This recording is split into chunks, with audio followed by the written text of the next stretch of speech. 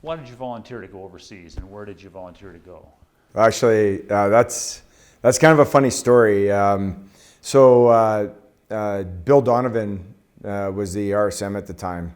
We got called in to into one of the classrooms. So, all of the soldiers all of us were down there.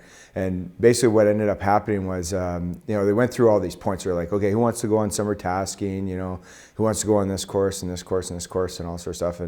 And guys are, volunteering for this, that, and the other thing. And then he goes, but there's this thing, and he's like, Up Harmony. Does anyone want to go on Up Harmony?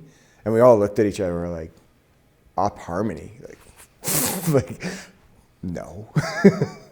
That's the silliest name we've ever heard. Like, what is it? And he's like, and the RSM's like, I have no details on this. It's just, it just says they're looking for volunteers for Op Harmony to go to the 3rd Battalion. And so it was like, no one put their hand up. And so then he goes through a few more points and he goes, oh, okay. And the last thing, and I left this for last, who wants to go to Croatia and go overseas on tour to Croatia, on Rota 1 to replace the battle group that's there right now? And of course, everyone put their hands up at that point there.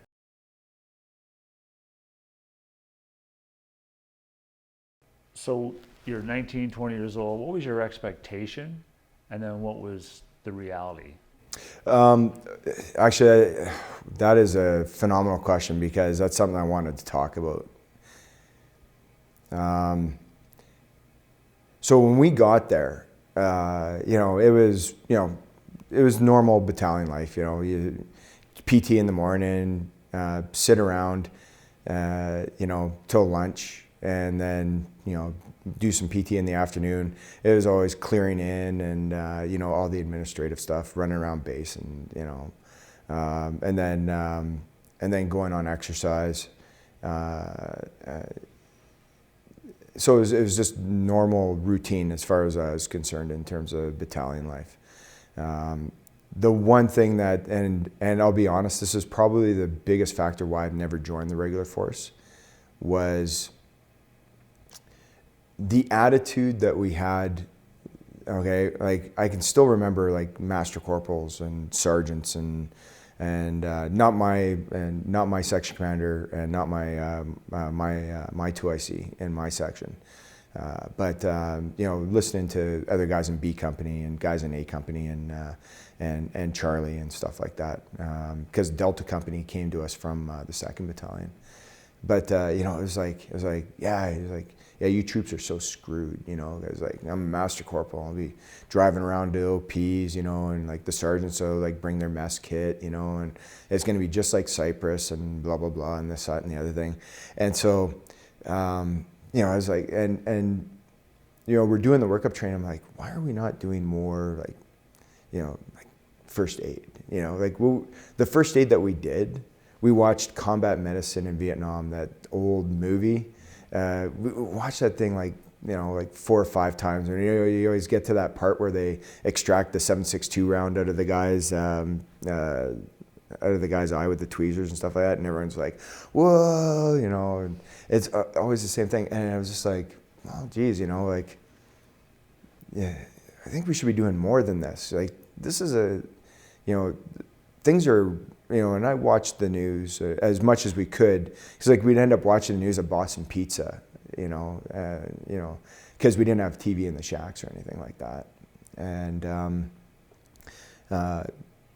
so, but we could see what was happening over there to what the RCR and the Van Du were going through, and then when they started taking casualties and stuff like that, and I was, and so I'll be honest, I thought that like our basic training, okay, is what prepared us to get overseas. I personally don't think anything that we did during our workup training was anything of value. And that's not a shot against the battalion, or I think it was just the mindset that we were in at that time, And I think it like once the command team had got back from the recce, okay, things started to change, but by that time it was just too late in our training. We'd already run through Wainwright and stuff like that, and like we're doing mechanized attacks, and I guess maybe it's just a symptom of the 90s, or the era back then. But we're literally like,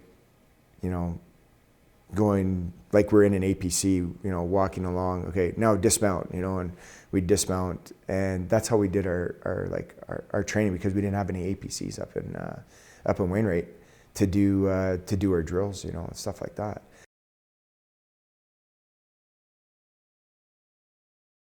The telling tale was when we landed in Zagreb and we got off the plane, and they're issuing us helmets, flak vests, ammo, and putting us on a bus. And we're like, okay, we're getting all this stuff now, and it's like, yeah, just take it. It's like, well, and like the guys who'd been to Cyprus stuff, I'm like, oh, well, like we got to count every round. It's like, no, just take it. Trust me, you need to take this.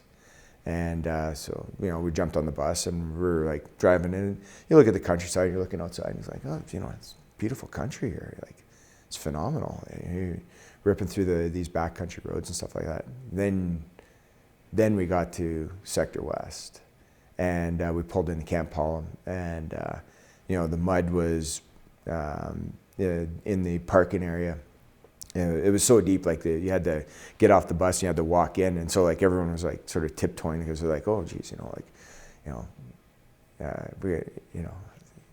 it's going to be like Cyprus, and then we run into our CQ who's picking us up to take us out to our company lines, and you see the young corporal there, he's like having a smoke, and he's looking at us, and he goes, boys, and he's just covered in mud, he's filthy. He said, boys, this isn't Cyprus, and that's the first thing he said out of his mouth. And I was like, what the hell's going on? There's a massive hole in this house that we're staying in, and they just started to sandbag it to close up the hole. There were rats and mice all over the place, nothing. It's austere, but it's nothing like no infantry. It's like it's par for the course as far as I was concerned. And then at 6 o'clock, it was like, all right, boys, get in the carrier. And it's like, we're like, what? And so we jump in the carrier, and then they or just before 6, and then right at 6 o'clock, we got 5 mortar rounds, that come in, and from I don't know which side, who fired them, but I'm like, what the hell's going on here, and then I figured, I sat there and I was like, this is exactly what I thought this was going to be, this is, there's a war going on, and we're stuck in the middle of it. And, so that was that. And then 4 days later, that's when the ambush happened.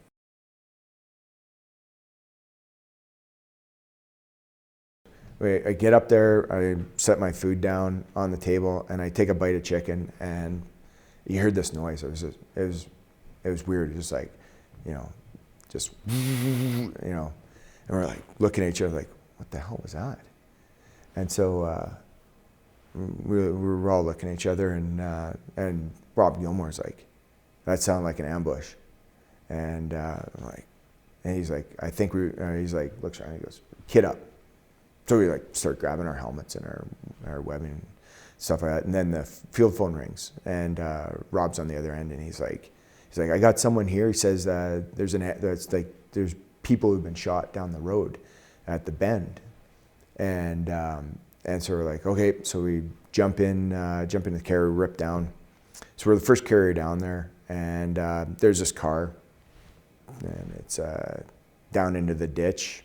And it's just shot, and the 4 guys who were inside, And you could tell they're all like construction guys. Like they had like drywall mud on them, you know, and stuff like that, and or like concrete, you know, and stuff.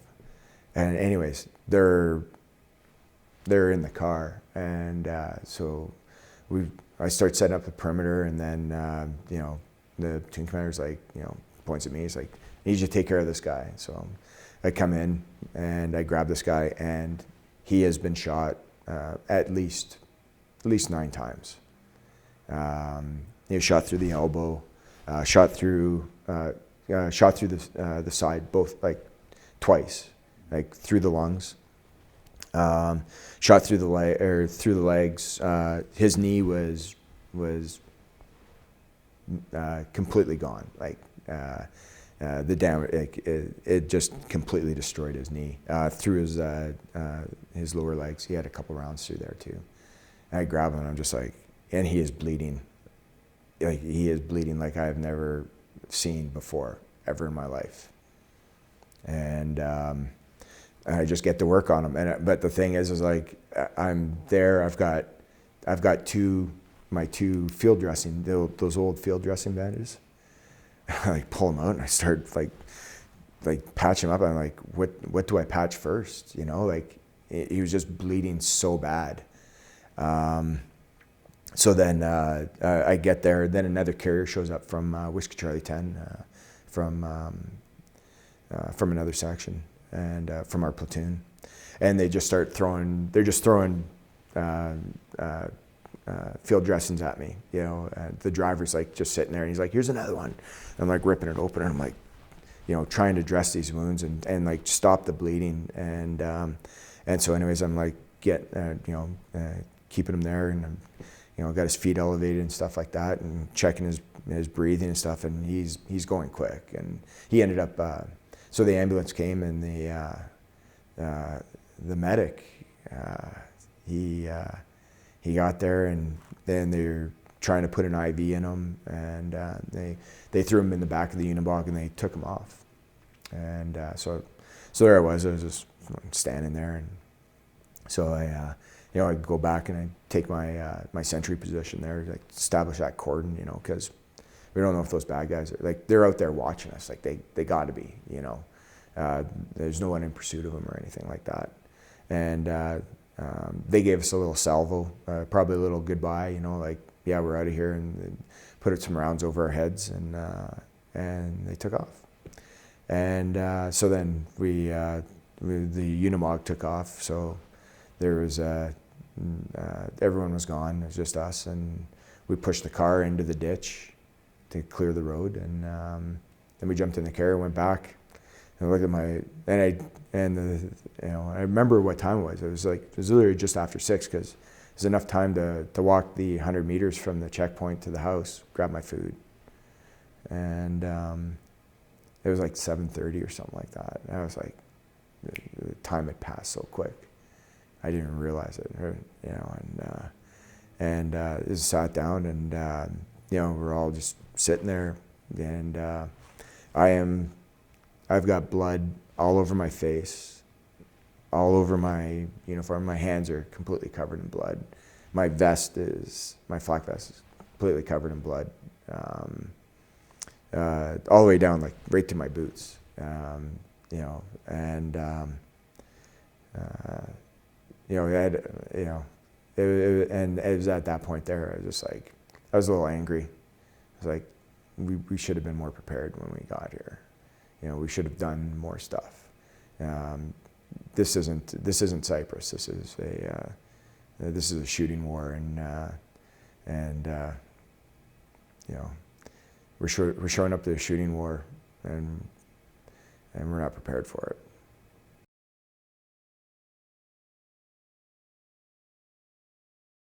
So I go. I get on the plane, get to Edmonton.